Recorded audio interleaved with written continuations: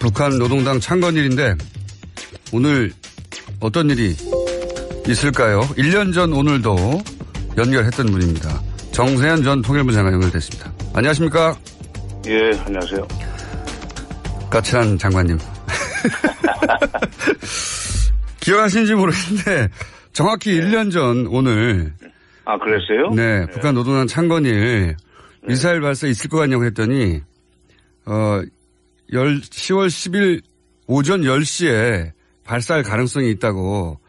아, 틀렸죠, 그때. 네, 장관님 하셨고 틀렸어요. 네.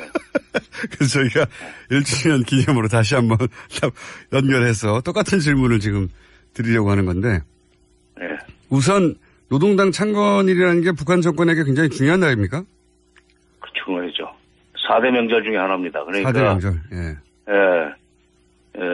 김일성 생일 4월 15일, 김정일 생일 2월 16일, 그다음에 노동당 창건일 10월 10일, 그다음에 북한 정부 수립 기념일 9월 9일, 이 4대 명절 중에 하나인데, 네. 순번으로 따진다면 김일성, 김정일 생일 다음에 노동당 창건일 세 번째는 될 거예요. 중요한 면에서 굉장히 중요한 날입니다. 북한은 굉장히 중요한 날이네요. 그런데 이제 이 뉴스, 그러니까 최근에 북한을 방문한 러시아 의원들이 북한이 이제 장거리 미사일 발사가 준비 중이다 얘기하면서 계속 우리나라에도 이게 보도가 되고 있는데 그게 아무래도 10월 10일 아니겠느냐 이런 얘기 계속 나왔습니다. 예. 오늘도 역시 오전 10시에 장거리 미사일 발사를 예견하십니까?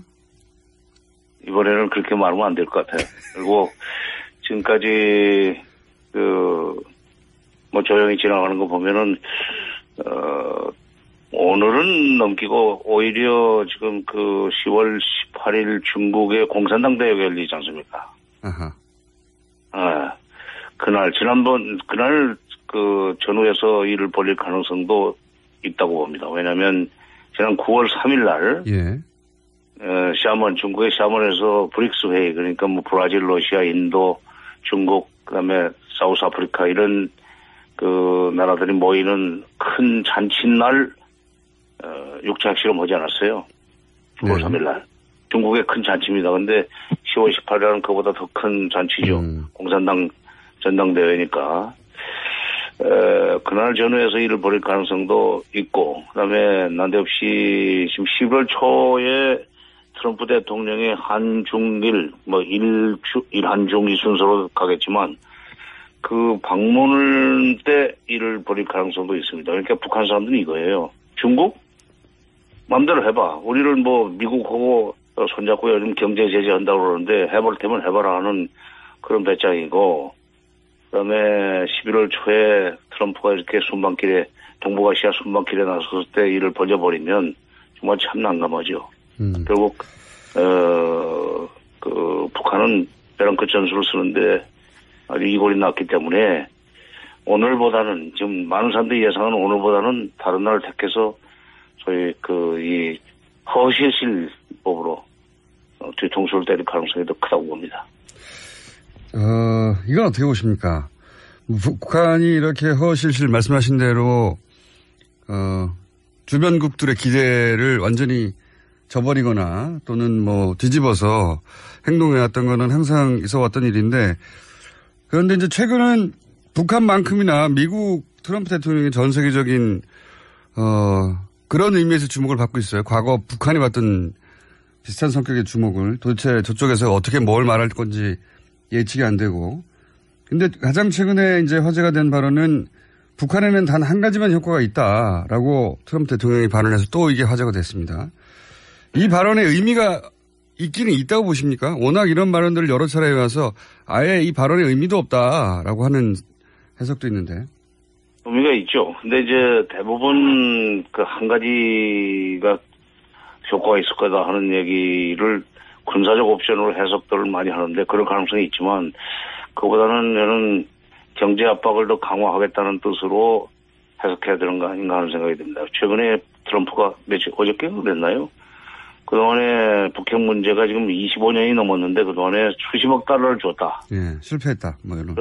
그런데 실패했다고 그러는데 그동안에 북한의 핵 개발을 저지하기 위한 일종의 합의. 예. 대가로 미국이 돈 쓴 건 없습니다. 미국은 뭐 오히려 미국 돈 안 썼어요. 네. 돈 하나도 안 썼어요. 들어갔으면 아마 그 우리 돈이 들어갔다는 얘기를 지금 그 미국이 한 것처럼 얘기할 텐데 작년에 박근혜 대통령이 개성공단 조업을 중단시키면서 95년 김영삼 대통령 때부터 2015년 연말까지 남에서 북쪽으로 간 돈이 30억 달러나 됩니다. 그런 얘기했어요. 예. 그 30억 달러는 근데 사실 그 중에 현금은 10억 달러도 안 됩니다. 전부 현물이에요. 쌀과 비료. 예. 그다음에 여러 가지 뭐 밀가루라든지 인도적 지원 물자, 남쪽의 단체들이 보낸 것까지 전부 다 합쳐서 그렇게 합산을 해서 30억 달러라고 했는데 그게 아마 트럼프 머릿속에 들어간 모양이에요. 그러니까 미국 돈은 안 썼어요. 미국 돈은 안 썼다. 예. 미국 돈 쓴 적이 없어요. 미국 사람들 요즘 돈 안 씁니다. 6.25 후에 우리한테 그 원조 문자 보낼 때는 미국 돈 썼지만은 요즘 뭐 북한한테 돈 안 써요. 근데 그 자기가 쓴 것처럼 얘기하는데 그 경제적인 지원 30억 달러나 들어갔는데 핵 문제가 해결 안 됐다는 얘기로 갖다 붙이면서 핵 문제를 해결하기 위해서 그 경제 지원을 좀 막겠다. 그런 뜻으로 경제 지원이라기보다는 경제 그 봉쇄 제재를 강화하겠다는 뜻으로 해석을 해야 되지 않나는 그 생각이 듭니다. 알겠습니다. 경제 제재로 해석을 하시고, 예.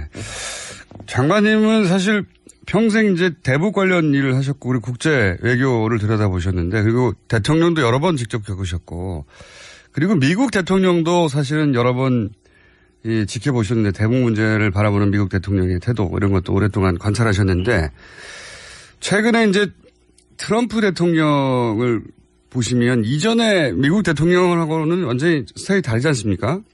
다르죠. 예. 다르고 뭐 미치광이 전략 얘기도 나오고 여러 가지 얘기가 나오는데, 끊임없이 하는 얘기가 이제 전쟁 이야기입니다.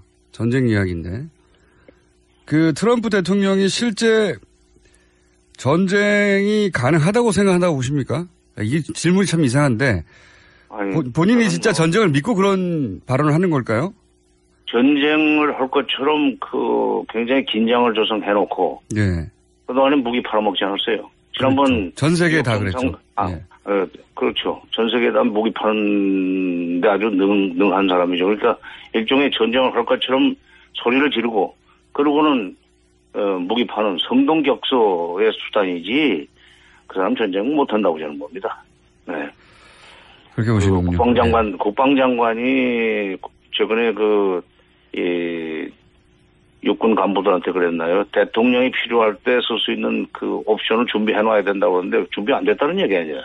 지금 국방장관이 그 얘기 한다는 것 자체가 준비가 안 됐다는 얘기예요. 준비를 해야 된다, 옵션을 준비해야 된다는 얘기는 준비가 안 됐다는 것을 실토하는 일종의 반어법인데 트럼프는 저는 전쟁 못한다고 해요. 그 보통 장사꾼이 아니지 않습니까? 장사꾼이 왜 전쟁합니까? 하긴 뭐 11월에 한중일을 순방한다는 거 보면, 예.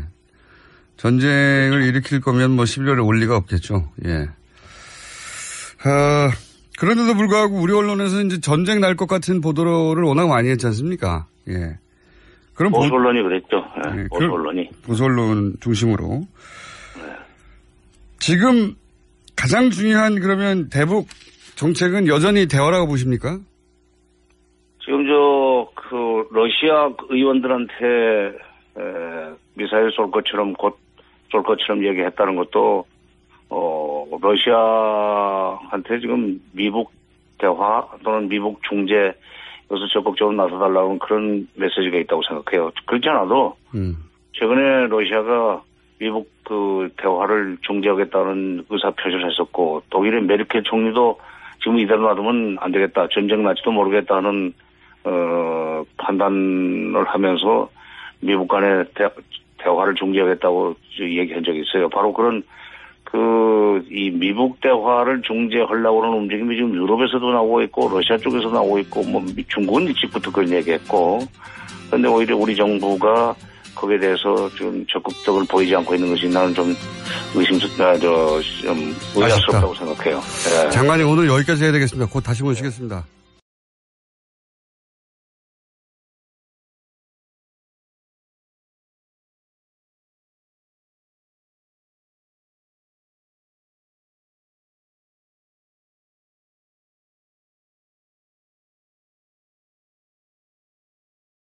중국의 샤먼에서 브릭스 회의, 그러니까 뭐 브라질, 러시아, 인도, 중국, 그다음에 사우스아프리카 이런 그 나라들이 모이는 큰 잔칫날 육체 핵실험 하지 않았어요.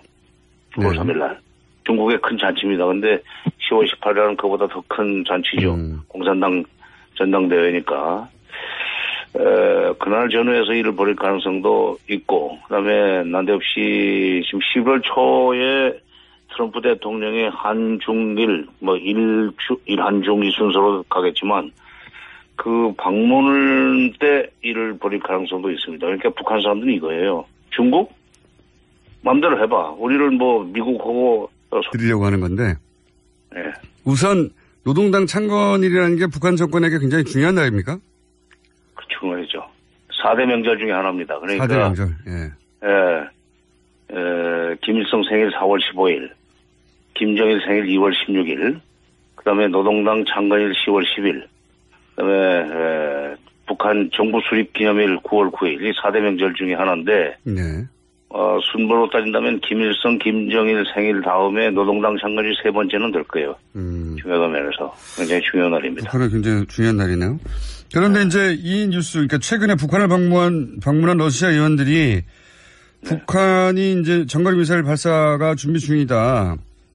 북한 노동당 창건일인데 오늘 어떤 일이 있을까요? 1년 전 오늘도 연결했던 분입니다.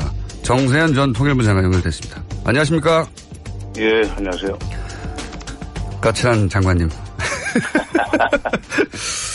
기억하시는지 모르겠는데 정확히 1년 전 오늘.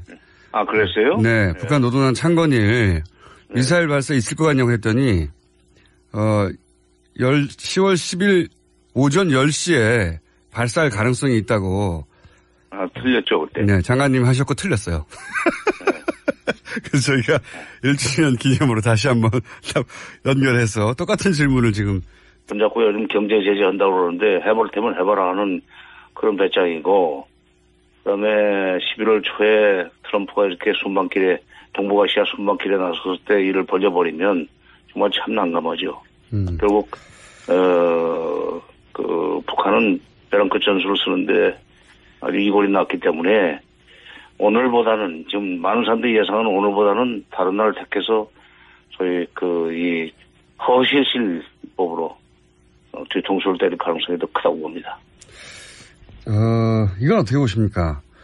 북한이 이렇게 허실실 말씀하신 대로 주변국들의 기대를 완전히 얘기하면서 계속 우리나라에도 이게 보도가 되고 있는데 그게 아무래도 10월 10일 아니겠느냐 이런 얘기 계속 나왔습니다. 예. 네. 오늘도 역시 오전 10시에 장거리 미사일 발사를 예견하십니까? 이번에는 그렇게 말하면 안 될 것 같아요. 그리고 지금까지 조용히 지나가는 거 보면은 오늘은 넘기고 오히려 지금 10월 18일 중국의 공산당 대회가 열리지 않습니까? 아하. 그날 전후에서 일을 벌릴 가능성도 있다고 봅니다. 왜냐하면 지난 9월 3일 날 예.